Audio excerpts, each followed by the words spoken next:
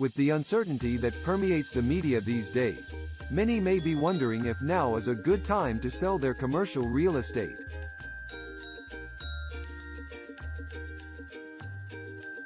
After all, interest rates are roughly double what they were just a year ago. Rabid investor appetites have moderated. World turmoil persists, and there is again some rumbling the economy could recede later this year. Remember, you heard it here first in January. I believe we'll avoid a recession, but I digress. To the question of the day: is now a good time to sell? My answer is, it depends. Allow me to expand. In the universe of sellers there exist three types: equity, non-equity and distress. Daylight appears between the market price of a property and any debt owed in an equity situation. The reverse is the case in a non-equity circumstance. However, not all non-equity sellers are in distress, and some distressed sellers still have equity. A property owner with equity views their situation as an "I don't have to sell" situation. However, is their equity earning the type of return it should? I spoke to a private investor last week. He's owned and operated an industrial property since he bought it in 1998. He owes very little, which means he's sitting on a large pool of equity. He's facing a maturing mortgage. He can refi the underlying debt, pull out some cash, and the property will still provide income after the mortgage is serviced.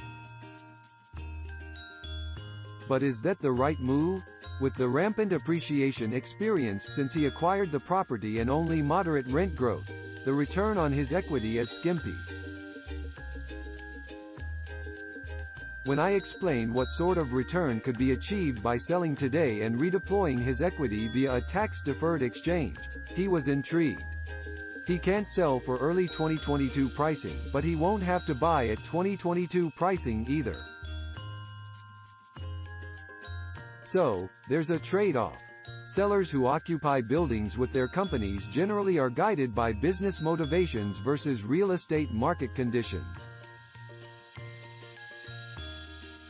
Specifically, if more space is needed and the building will become excess, a decision to sell might be made.